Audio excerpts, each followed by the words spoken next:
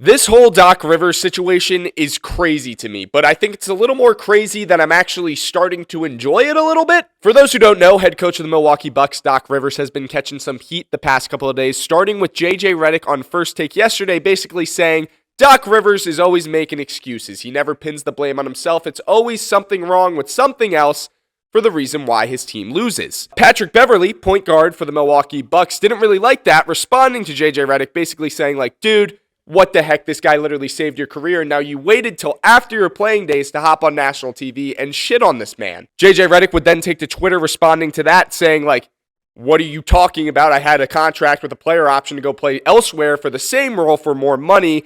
F out of here. So there's drama, and as a fan, I love that. I love drama. I love seeing two players go back and forth with each other over the internet over something that JJ Redick said, which I believe to be true, because if you look at Doc Rivers' rap sheet, everything he's done in the past, yeah, he kind of does weasel his way out of situations. He does make excuses. He doesn't take accountability for himself, so I side with JJ Redick there.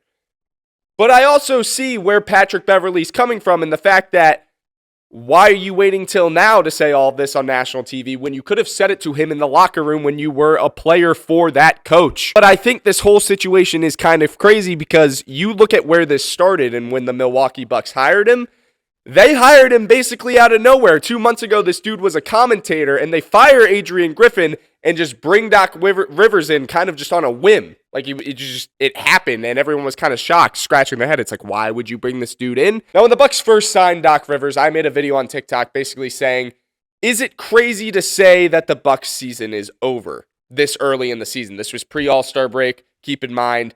And when I said that, yeah, maybe that seems a little bit far-fetched, but when you look at Doc Rivers' rap sheet, I don't think it's the craziest thing in the world to say. Because Doc Rivers, yeah, he won a championship in 2008 with the Celtics, and you can bring up all the blown 3-1 leads since then and all the coaching disasters that he's had since.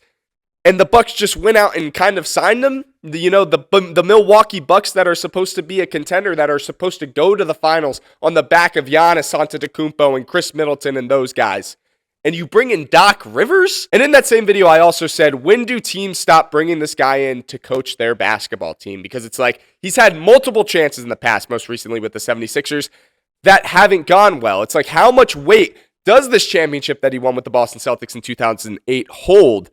And apparently it's a lot, because if you're just bringing this guy in on a whim, throwing him in the fire, that's kind of absurd. Now, going back to that drama between Pat Bev and JJ Redick also said on First Take that he understands how hard it is for a coach to be signed, thrown in the fire right away, and expect to succeed. That doesn't really happen. And so far, that hasn't happened. Since signing Doc Rivers, the Bucks are now 3-7 with him as head coach. One of those losses, by the way, to the Memphis Grizzlies G League team, they literally lost to a bunch of dudes on two-way contracts, which is not a good look if you are a recently signed head coach in the NBA and you can't beat a G League team. So it's like, what do the Milwaukee Bucks do from here with Doc Rivers?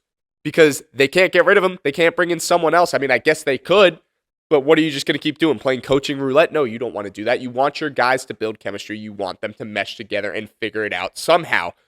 But when we look at this from a long run, if the Bucks don't win anything, I think Doc Rivers' coaching career is done, at least as a head coach. Because say they do make it to the NBA Finals and lose, it's like, oh, they lost in the NBA Finals. I guess context would matter, because it's like if Doc Rivers somehow ends up 3-1 with the Bucks and then they end up losing that series in the finals, it's like, okay, can this guy, he has something wrong with him where it's just like he can't close out a series.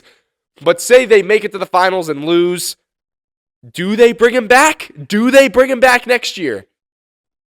Probably not. And I say probably not because Doc Rivers himself even went out and said that he was confused on why the Bucks went out and brought him in so quickly, to which the Bucks front office responded, it doesn't matter, it's too late, it's already done. And when I hear that from a front office and when I hear that from Doc Rivers, it seems like they kind of just went out and did it without really thinking. So if you take an off season to really think about it, I don't think they're going to bring that guy back that they didn't really think about in the first place. So yeah, I know I'm kind of all over the place with this story because there's been a lot unraveling over the past couple of days. But when you look at this from a fan perspective, just the casual view, this is fun. This is awesome to look at. This is a lot of drama, and I love drama as a casual fan. But when I look at it through the lens of someone who's like actually likes the game, This is really bad for the Milwaukee Bucks. This is a really messy situation. I'm not even talking about the drama with JJ Redick and Pat Bev. I'm just talking about you brought this guy in. You're currently 3-7 with him as your head coach. And you're supposed to be a championship contending team. But I don't want to overreact because we've seen teams turn it around before after having a slow start. I mean, look at the Los Angeles Clippers. They started the season, 0-4, 0-5, and now they're one of the hottest teams in the NBA. But again, if I look at the rap sheet of Doc Rivers as a Milwaukee Bucks fan, I am freaking out right now because my team is supposed to be a championship contending team, a team that's supposed to go to the finals and win it. And historically, Doc Rivers has not been able to close on that idea of winning a championship outside of that year in 2008. So I'm freaking out right now if I'm a Milwaukee Bucks fan.